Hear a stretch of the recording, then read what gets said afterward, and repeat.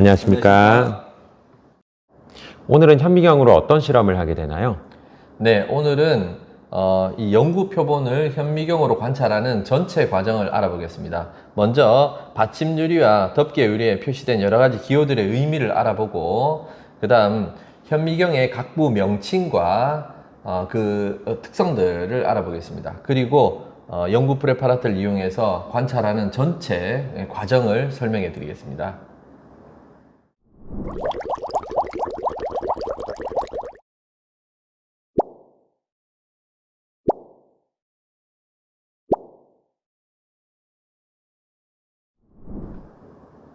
네, 지금부터 받침 유리와 덮개 유리에 표시된 기호와 의미를 알아보겠습니다. 네, 먼저 받침 유리에 적혀 있는 기호를 보겠습니다. 50PCS라고 적혀 있는 것은 한 상자 안에 50개의 받침 유리가 들어있다는 의미입니다. 그리고 클리어 글래스라고 적혀 있는 것은 이 제작 과정에 묻어 있는 기름기 같은 것들을 다 제거했다, 그런 뜻이고요. 그라운드 엣지라고 적혀 있는 것은 엣지가 깎여 있다는 얘기입니다. 즉 현미경 클립에 끼울 때 모서리가 부서지는 경우가 있는데, 그런 걸 예방하기 위해서 모서리가 깎여 있는 그런 받침 유리라는 뜻입니다. 자, 다음으로 덮개 유리인데요. 왼쪽은 24 곱하기 24mm고요. 오른쪽은 18 곱하기 18mm입니다. 그리고 오른쪽에 18 곱하기 18mm에 보시면 두께가 0.13에서 0.17이라고 적혀 있습니다. 이 두께도 중요한데요. 나중에 현미경 대물 렌즈에 보시면 두께를 어느 정도 되는 거를 사용하라고 이렇게 적혀 있습니다. 보통 0.17로 적혀 있는데, 요 0.17짜리 덮개 유리를 사용하시면 되겠습니다. 먼저 학생용 현미경을 준비했습니다. 학생용 현미경과 교사용 현미경은 차이가 있나요? 교사용 현미경에는 이렇게 카메라가 붙어 있는 경우도 있고요. 여기는 학생용이지만 쌍안인데, 학생용은 주로 이제 단안인 경우가 많았죠. 먼저 현미경을 꺼내면요, 이런 형태로 되어 있습니다. 경통이 방향이 뒤쪽으로 되어 있는데요. 실제 현미경을 관찰할 때는 옆에 있는 이 나사를 돌려서 이 접안 렌즈를 이 반대 방향으로 이렇게 돌려주고 다시 잠궈 주는 게 좋습니다. 뒤쪽부터 보겠습니다.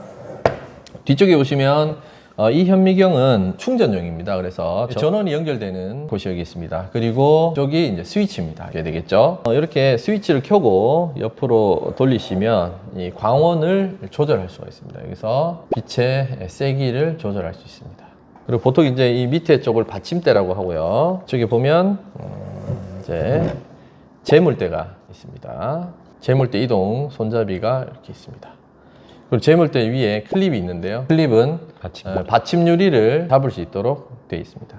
그리고 옆에 보면 조동 나사와 미동 나사가 있어서 그러니까 재물대의 높이를 조절하면서 초점을 맞추게 됩니다. 예전에 경통 현미경은 경통이 왔다 갔다 했는데 아무래도 이렇게 눈에 부딪히니까 좀 불편했겠죠. 그래서 지금은 여기 이 안쪽에 45도 각도로 거울이 들어갑니다. 그래서 재물대가 이동하는, 그래서 편안하게 눈으로 볼 수 있는 그런 재물대 이동식 현미경이 많이 사용이 됩니다. 네, 다음으로 여기는 회전판과 대물 렌즈에 대해서 말씀드리겠습니다. 회전판은 이렇게 톱니로 되어 있는데, 가능하면 배율을 바꿀 때 이 회전판의 톱니 부분을 잡고 배율을 바꿔주는 게 좋습니다. 대물 렌즈 부분을 잡고 이렇게 돌리다 보면 대물 렌즈가 풀려서 빠지는 경우, 풀리게 되면 이 초점이 저배율과 고배율에서 잘 안 맞는 경우가 있습니다. 잠그고 회전판을 잡고 돌리도록 해야 합니다. 그리고 아까도 말씀드렸듯이 여기에는 거울이 들어있고요. 그래서 여기 들어온 상이 거울을 통해서 반사돼서 이쪽 경통을 통해서 접안 렌즈로 가게 됩니다. 그리고 이 접안 렌즈로 나온 빛을 우리가 관찰하게 됩니다. 네, 지금까지 현미경의 각부 명칭 및 기능들을 알아봤습니다. 지금부터는 대물 렌즈와 접안 렌즈에 적힌 여러 가지 기호들을 알아보도록 하겠습니다. 먼저 대물 렌즈를 뽑아서 어떤 기호가 적혀 있는지 한번 보겠습니다.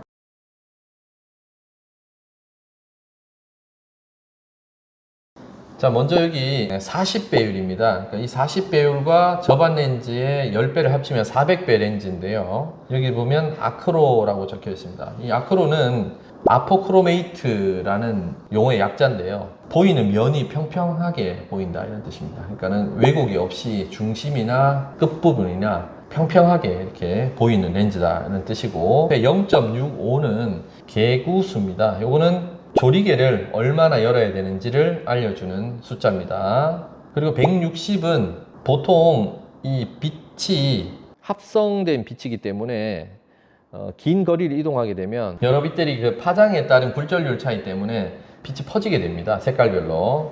그런데 이 렌즈는 한 16cm까지는 파장에 따라서 굴절률이 일정히 유지된다. 즉 빛이 퍼지지 않는다 이런 뜻입니다. 그리고 0.17은 덮개 유리의 두께를 얘기합니다. 그러니까 덮개 유리를 0.17 정도 되는 거를 사용하면 가장 잘 보인다는 뜻입니다. 이 색깔은 굳이 렌즈에 적혀 있는 배율을 숫자를 보지 않더라도 색깔만 보고 그 배율을 알 수 있도록 이렇게 통일을 해놨습니다. 빨간색은 4배, 노란색은 10배, 파란색은 40배, 흰색은 100배 이렇게 약속이 되어 있습니다. 그래서 현미경을 보다가 굳이 숫자를 안 보고 색깔만 보더라도 지금 몇 배율로 보고 있는지 알 수 있습니다. 노란색 10배 렌즈를 보시면 10배 옆에 0.25라고 적혀 있는데 이거는 4배에서는 0.1이었습니다.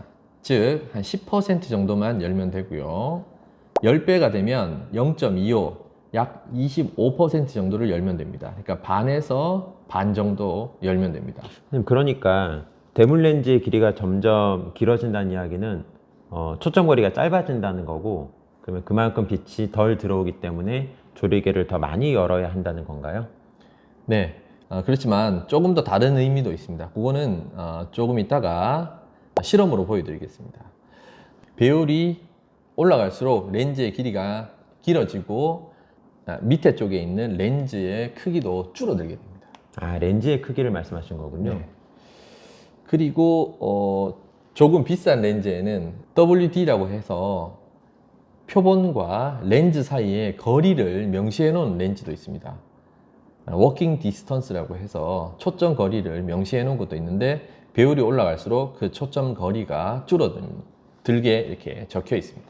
40배 렌즈를 보게 되면 다른 건 다 똑같은데 개구수가 0.65라고 적혀 있습니다. 그러니까 조리개를 한 65% 정도 열고 관찰하면 가장 잘 보인다는 뜻입니다. 마지막으로 대물 렌즈 100배 렌즈가 있습니다. 이 렌즈는 크게 5일이라고 적혀 있습니다. 그리고 개구수가 100 옆에 1.25라고 적혀 있습니다. 즉 조리개를 100% 다 열어도 25%가 부족하다는 얘기입니다. 이럴 때는 빛이 공기를 통하지 않고 오일을 통과하게 해서 굴절률을 낮춰주게 됩니다. 그렇게 되면 빛이 좀 더 모여서 이 1000배 렌즈에 정확하게 초점이 맺히게 됩니다. 이것으로 대물 렌즈에 적힌 여러 가지 기호들의 의미를 알아봤습니다. 네, 계속 이어서 저반 렌즈에 적힌 기호와 의미를 알아보겠습니다. 저반 렌즈에 어떤 기호가 보이죠? 저반 렌즈에 10 곱하기라고 적혀 있는 건 10배 렌즈라는 뜻 같고요. 옆에 18이라고 써져 있는 건 어떤 의미인가요? 네, 보통 이게 18, 22, 25 이렇게 적혀 있는데 이것은 저반 렌즈의 렌즈 직경을 얘기합니다. 그러니까 한 1.8cm 정도 되는 렌즈입니다. 네, WF라고 적혀 있는 것은 와이드 필드, 보이는 시야가 넓은 렌즈라는 뜻입니다. 보통 이렇게 적혀 있고 그 외에 고무가 둘러져 있는 경우가 있는데요. 이것은 아이 가드 혹은 아이 컵이라고 해서 보통은 주변에서 들어오는 빛을 차단하는 것으로 알고 있는데, 그것보다는 안경을 끼지 않은 맨눈일 경우에 이 저반 렌즈와 눈과의 거리를 확보해 주는 역할을 합니다.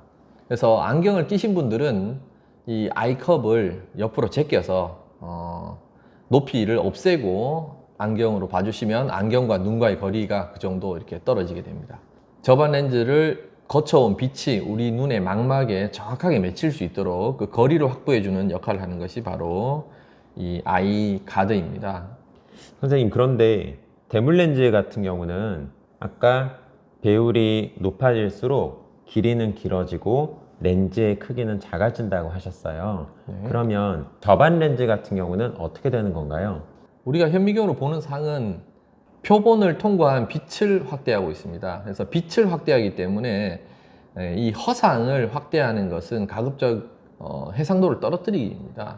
그래서 가급적이면 저반 렌즈는 10배 정도를 사용하는 게 깨끗한 상을 볼 수 있고요. 그러니까 허상인 저반 렌즈에 도착한 빛을 높은 배율로 확대하는 것은 뭐 크게 좋은 방법은 아니지만 그래도 필요할 경우에는 저반 렌즈의 배율을 높여서 이렇게 상을 확인할 수 있습니다. 고배율로 갈수록 저반 렌즈의 길이는 점점 조금 짧아지는 경향이 있습니다. 대물 렌즈랑 반대군요. 네.